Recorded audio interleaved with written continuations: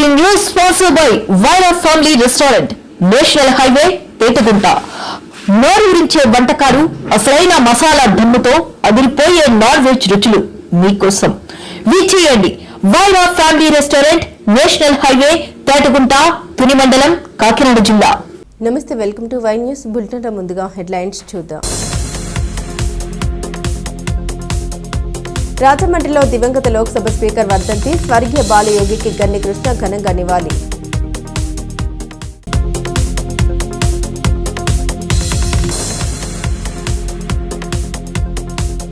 చంద్రగ్రహణం ప్రభావం, అన్ని ఆలయాల ద్వారాలు మూసివేత.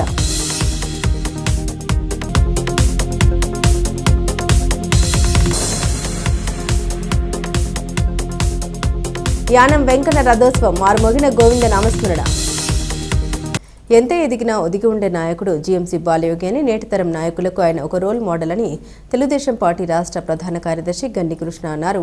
బాలయోగి 24వ వర్ధంతి సందర్భంగా గన్ని కృష్ణ ఆధ్వర్యంలో కంపాల చెరువు వద్ద వర్ధంతి కార్యక్రమం నిరాడంబరంగా జరిగింది. పార్కులో ఉన్న బాలయోగి కాంస్య విగ్రహానికి గన్ని కృష్ణతో పాటు తెలుగుదేశం పార్టీ నాయకులు పూలమాల వేసి నివాళులర్పించారు. ఈ సందర్భంగా గన్ని కృష్ణ మాట్లాడారు.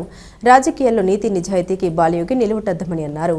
ఆయన విద్యాశాఖ మంత్రిగా ఉన్నప్పుడు 10వ తరగతి పరీక్ష పత్రం లీక్ అయినప్పుడు ఆయన స్వచ్ఛందంగా రాజీనామా చేశారని అన్నారు. లోక్సభ స్పీకర్గా ఉన్నప్పటికీ కింది స్థాయి కార్యకర్త కనబడగానే ఎంతో ఆప్యాయంగా పలకరించి బాగోగులు తెలుసుకున్న గొప్ప నాయకుడని కొనియాడారు. కోనసీమలో రైలు కూత వినబడినప్పుడే బాలయోగికి నిజమైన నివాళి అర్పించినట్లు అవుతుందని, ఈ విషయాన్ని ఆయన తనయుడు హరీష్ మాధురికి కూడా చెప్పామని పేర్కొన్నారు. అప్పట్లో లోక్సభ స్పీకర్గా జీఎంసీ బాలయోగి, రాష్ట్ర అసెంబ్లీ స్పీకర్గా ప్రతిభా భారతిని నిలబెట్టి దళితులకు అత్యంత ప్రాధాన్యతను చంద్రబాబు ఇచ్చారని పేర్కొన్నారు. స్వర్గీయ బాలయోగి గారి 24వ వర్ధంతి సందర్భంగా ఇక్కడికి వచ్చిన మిత్రులందరికీ కూడా నమస్కారాలు తెలియజేసుకుంటూ, ఇక్కడ వచ్చిన వాళ్ళందరం కూడా బాలయోగి గారి ఆత్మీయతని, బాలయోగి గారి స్నేహమాధుర్యాన్ని చదువుకోవాలి. ఆయన లోక్సభ స్పీకర్ అయినా, ఎందుకంటే ఒకసారి పివి నరసింహారావు గారు అన్నారు, ఒక తల్లికి బిడ్డ అయినా ఢిల్లీకి రాజైనా ఒక తల్లికి బిడ్డ అని చెప్పేసి, అలాగా ఆయన లోక్సభ స్పీకర్ అత్యున్నత స్థానాల్లో ఉన్నా కానీ తన మూలాలను మర్చిపోలా. మన తూర్పుగోదావరి జిల్లాను కానీ, కోనసీమలు కానీ, ఇక్కడ కార్యకర్తలు కానీ ఎక్కడ కూడా మర్చిపోలేదు. అదేవిధంగా చంద్రబాబు నాయుడు గారు కూడా లోక్సభ స్పీకర్గా దళిత వర్గానికి చెందిన అట్టడుగు స్థాయి నుంచి ఎంతో ఉన్నత స్థాయి, అత్యున్నత స్థాయికి ఎదిగిన బాలయోగి గారిని ఎంపిక చేయడంతో పాటు ఇక్కడ ఆంధ్రప్రదేశ్ రాష్ట్రంలో కూడా ఒక దళిత నేత ప్రతిభా భారతి గారిని ఇక్కడ అసెంబ్లీ స్పీకర్ గా ఒకేసారి ఎన్నిక చేయడం, ఇక్కడ అసెంబ్లీ స్పీకర్ గాను, అక్కడ పార్లమెంట్ స్పీకర్ గాను ఇద్దరు కూడా దళితులను ఏర్పాటు చేయడం అనేది దళిత వర్గాల మీద కేవలం మాటలు చెప్పడం కాకుండా చేతల్లో చూపించే వ్యక్తి చంద్రబాబు నాయుడు గారు అని చెప్పి మనం చేసుకుంటున్నాను. ముఖ్యంగా ఆయన చేసిన కార్యక్రమాలు, ఆయన నిబద్ధతను ఆయన చేసిన కార్యక్రమాలే చెప్తాయి, ఆయన చేసిన అభివృద్ధి పథకాలే చెప్తాయి.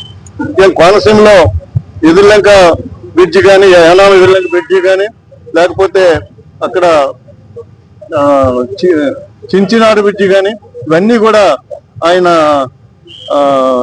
పనితనానికి తాత్కారం. ఇది ముఖ్యంగా నేషనల్ హైవేని కూడా, కత్తిపూడి గుడివాడ నేషనల్ హైవేని కూడా కోనసీమ గుండా వెళ్ళడం కూడా చాలా బాగుంది. ముఖ్యంగా ఇంకొకటి ఏంటంటే, కాకినాడ నుంచి కోనసీమను కలిపే రోడ్డు మార్గం కూడా ఏర్పాటు చేయవలసింది. అదే విషయాన్ని మొన్న ప్రస్తుత ఎంపీ అయిన బాలయోగి గారి సుపుత్రుడు హరీష్ మాధురి కూడా చెప్పడం జరిగింది. ముఖ్యంగా బాలయోగి గారి కళ్ళు పండించాలంటే, హరీష్ అని చెప్పిన హరీష్కి, బాలయోగి గారి కళ్ళు పండించాలంటే ఇక్కడ రైలుకు తెరిపించాలి, కోనసీమలో రైలుకు తెరిపించాలి. ఆయన కళ్ళగన్నక విషయం అది. ఆయన స్పీకర్ స్థానాన్ని, అత్యున్నత స్థానంలో స్పీకర్ స్థాయిని, ఎందుకంటే చంద్రబాబు నాయుడు గారు మంత్రి పదవిని ఆఫర్ చేశారు. వాజ్పేయి గారు మంత్రి పదవిలో కొట్టి స్పీకర్ కావాలన్నారు. స్పీకర్ పదవిని ఆయన ఏం దుర్వినియోగం చేసుకోలేదు. ఆయన కూర్చుని ప్రతి ఒక్క ఎంపీ మినిస్టర్ని కూడా అక్కడ ఆయన దగ్గర పిలిపించుకోవడం, వాళ్ళకి పలానా పని అని చెప్పడం. అదే ఆఫీసర్స్ ఢిల్లీ స్థాయిలో కూడా సాధారణ ఒక ఎంఆర్ఓ లేకపోతే ఒక చంద్రగ్రహణం పురస్కరించుకుని అన్నవరం శ్రీ వీర వెంకట సత్యనారాయణ స్వామి ఆలయాన్ని ఈవో త్రినాథరావు సమక్షంలో అధికారులు మూసి కవాట బంధనం చేశారు. ఈ సందర్భంగా ఈరోజు ఉదయం 10 గంటల నుండి భక్తులకు దర్శనాలు నిలిపివేశారు. సాయంత్రం గ్రహణ అనంతరం ఆలయాన్ని శాస్త్రోక్తంగా శుద్ధి సంప్రోక్షణ చేస్తారు. 4వ తేదీ అనగా బుధవారం ఉదయం 6 గంటల నుండి యథావిధిగా భక్తులకు స్వామివారి దర్శనాలు, పూజలు కల్పిస్తామని ఈ సందర్భంగా ఈవో వేంద్ర త్రినాథరావు తెలిపారు.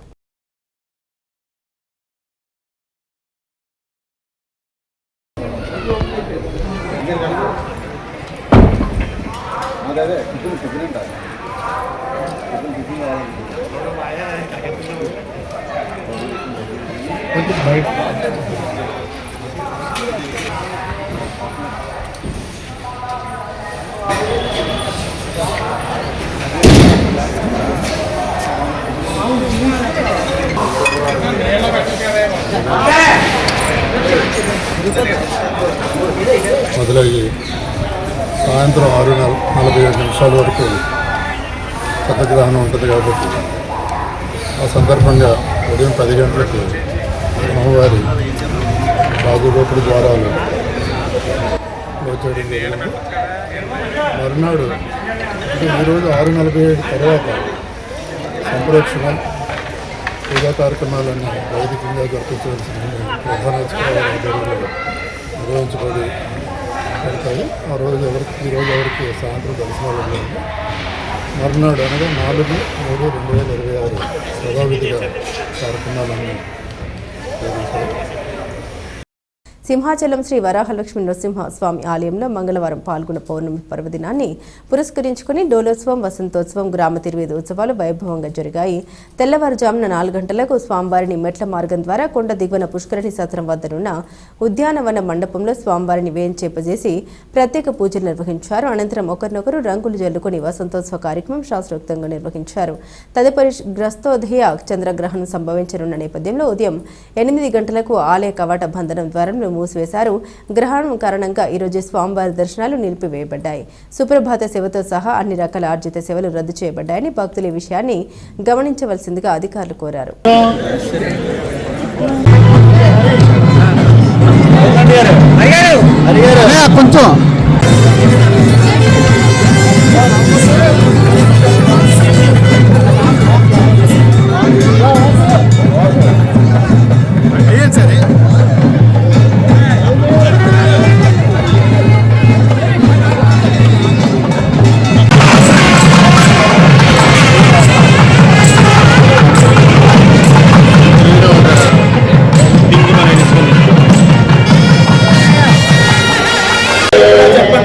డోలాయమానం గోవిందం మంచస్థం మధుసూదనం హస్తం వామనం దృష్ట్వా పునర్జన్మ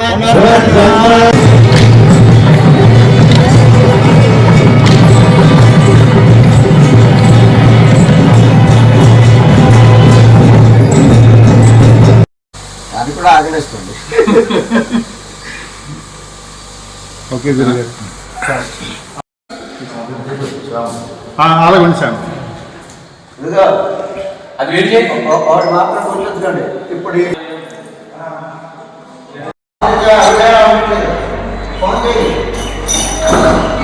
అది స్థానం సార్ చూడండి.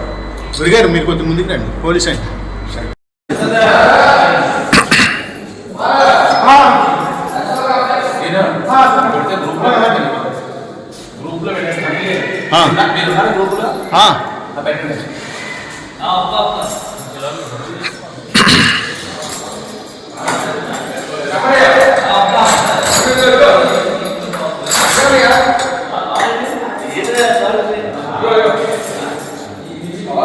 ఉత్తరాంధ్ర ఆరాధ్య దైవమైన గవరిపాలెంలో వెలిసిన శ్రీ నూకాంబిక అమ్మవారి దేవస్థానంలో అమ్మవారి కొత్త అమావాస్య జాతర చాటింపు మోగింది. అమ్మవారి సన్నిధిలో అనకాపల్లి నియోజకవర్గ Janasena party incharge Bhimirisetti Ramki, AP urban finance and infrastructure development corporation chairman Peela Govinda Satyanarayana ప్రత్యేక పూజలు చేసి జాతర చాటింపు ప్రారంభించారు. ఈ కార్యక్రమంలో దేవస్థాన చైర్మన్ పీల నాగశ్రీను, ఆలయ సహాయ కమిషనర్ యాళ్ల శ్రీధర్, రాష్ట్ర గవర కార్పొరేషన్ చైర్మన్ మల్ల సురేంద్ర, రాష్ట్ర SSL corporation director Sabhavarapu Ganesh, BSMK Jogi Naidu, doctor Narayanarao, Talari Lakshmiprasad, ఆలయ ధర్మకర్తలు సూర్య సతీష్, దాడి రవికుమార్, పొలిమేర స్వాతి, ఆనంద్, మారిశెట్టి శంకర్రావు, కాంటకుల రాజారావు, మధ్య జానకి, శ్రీనివాసరావు, కొడుకుల శ్రీకాంత్, వడ్డాది మంగ, కోనేటి సూర్యలక్ష్మి, పైడి రాజు, ఎర్రవరపు సంతోషి, కుమారి నాగేష్ తదితరులు పాల్గొన్నారు. అందరికీ నమస్కారం. మహోత్సవమైన పవిత్రమైన రోజు ఘటాల మహోత్సవం.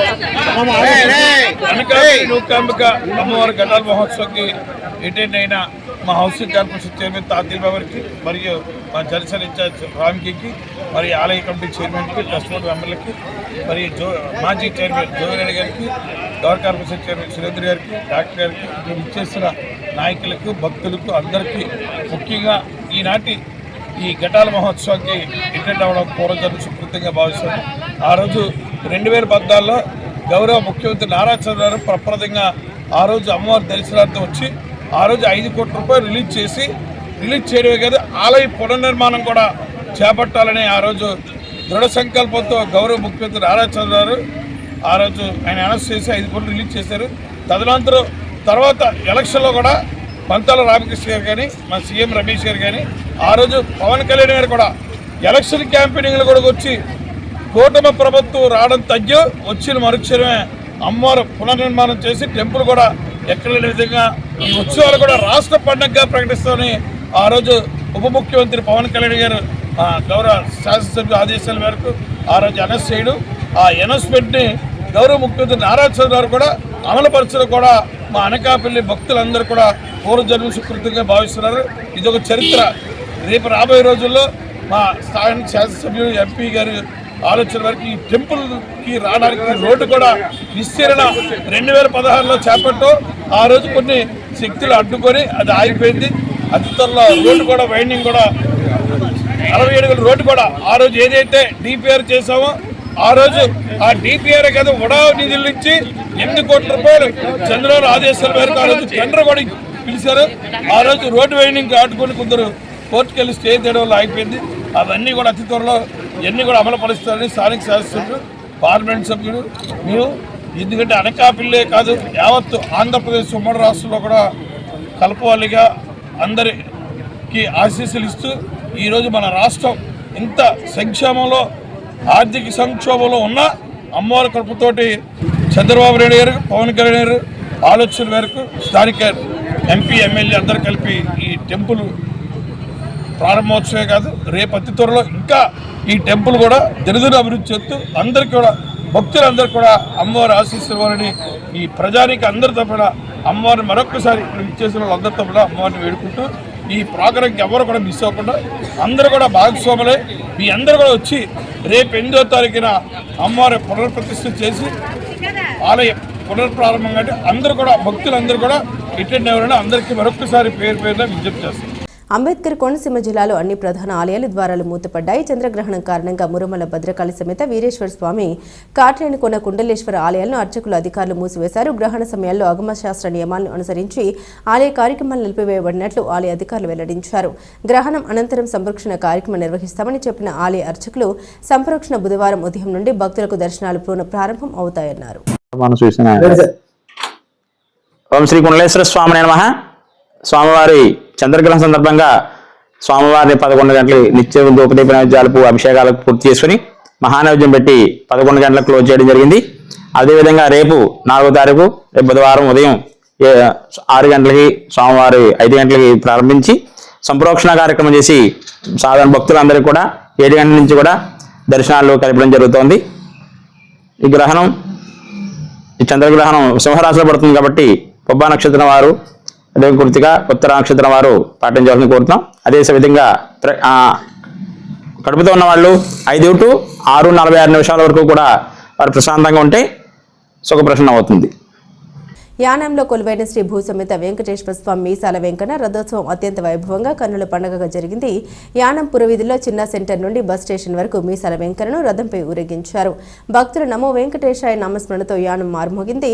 మీసాల వెంకన్నకు ప్రత్యేక పూజలు చేసి రథోత్సవంలో Yanam RAO Shivraj Meena, I Raghavan, municipal commissioner ముఖ్య అతిథులుగా పాల్గొన్నారు. రథోత్సవాన్ని తిలకించడానికి వేలాదిగా తరలివచ్చిన భక్తులు, రహదారులు జనసంద్రమయ్యాయి.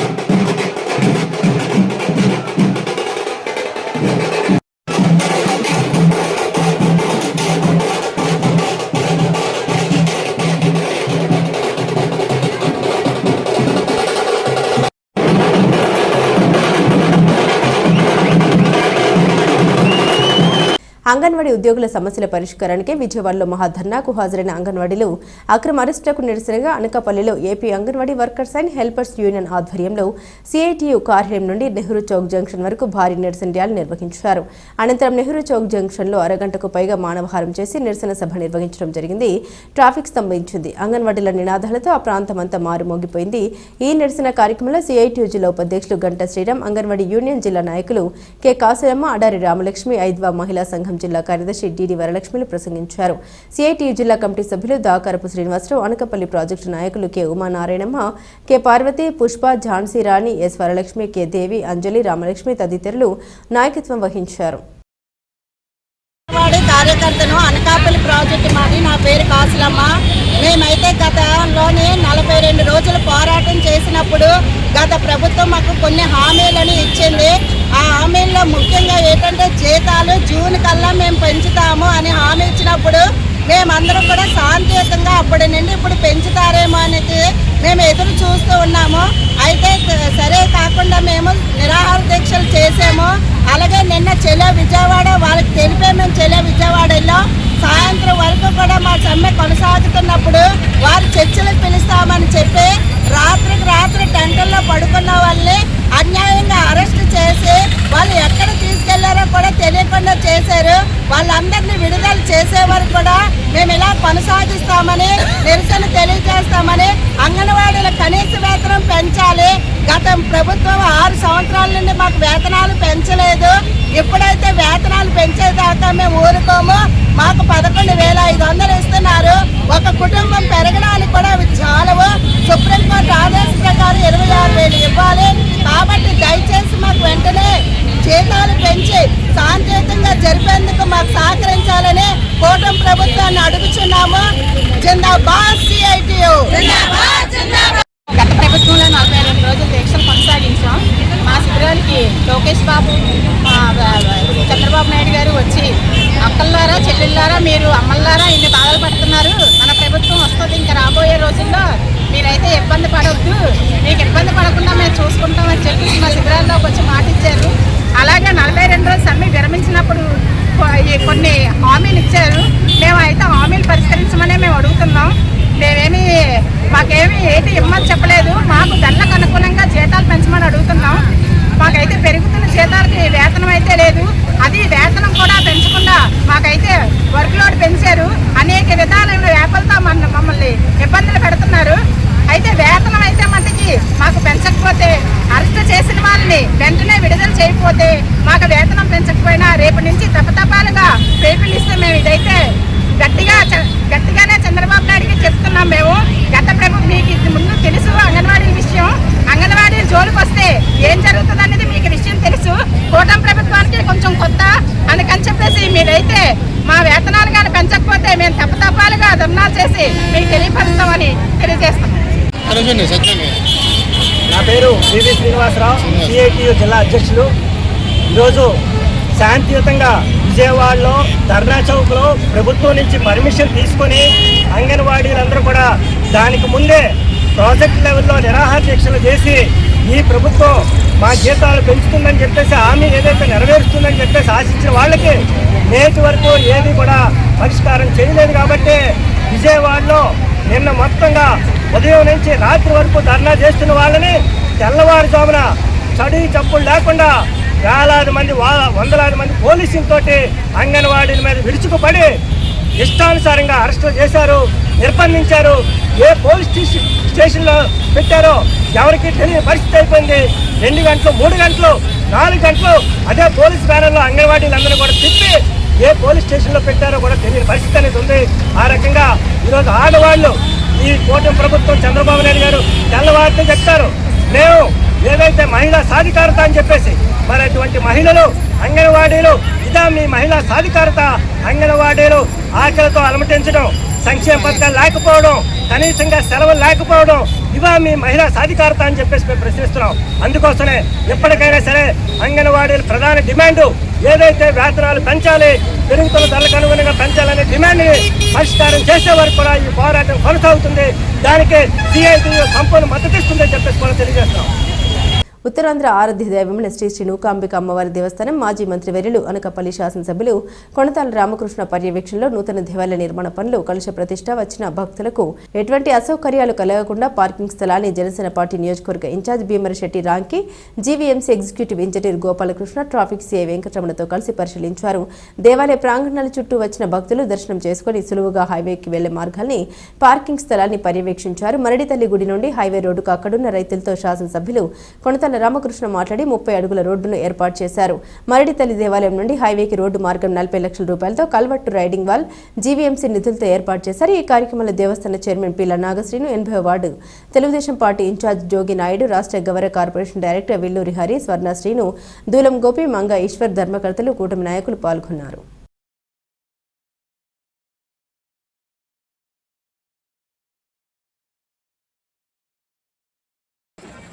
సారథ్యంలో ఈ రోడ్డు సుమారు 4 లక్షల రూపాయల వ్యయంతో రిటర్నింగ్ వాళ్ళు, కల్వర్టు ఇవన్నీ కూడా హైవే వరకు రామకృష్ణ గారు శాంక్షన్ చేసి ఉన్నారు. జీవీఎంసీ డిఈ గారు ఆధ్వర్యంలో పనులు సర్వేగంగా జరుగుతున్నాయి. రేపు రాబో అమ్మవారు నూకాంబిక అమ్మవారి పండగకు ఈ రోడ్డు కూడా ఉపయోగించడానికి కొంతాల గారు ఇప్పటికే ఆదేశాలు జారీ చేస్తున్నారు. Thank you very much.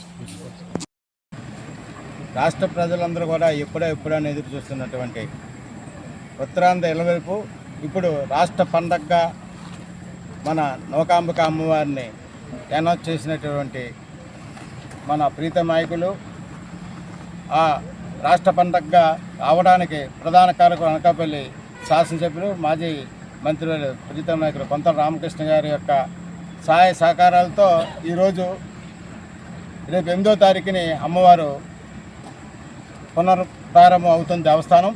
దానికి ప్రజలందరూ కూడా ఎప్పుడైనా ఎదురు చూస్తున్నారు.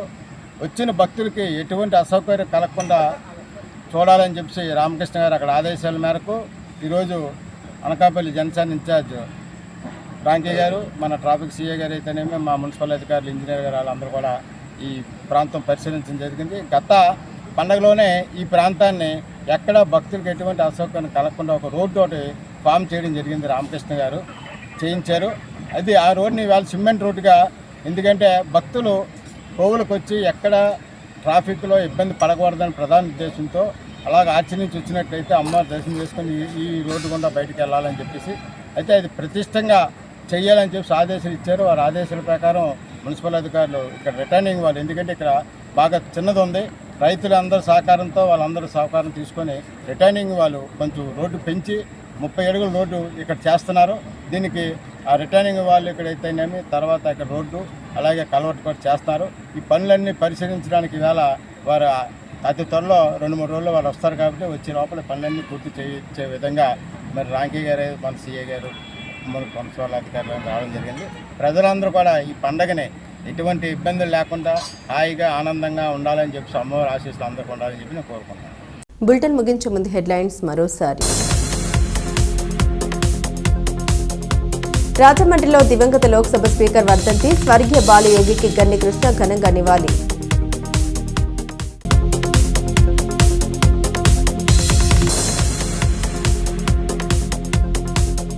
చంద్రగ్రహణం ప్రభావం, అన్ని ఆలయాల ద్వారాలు మూసివేత.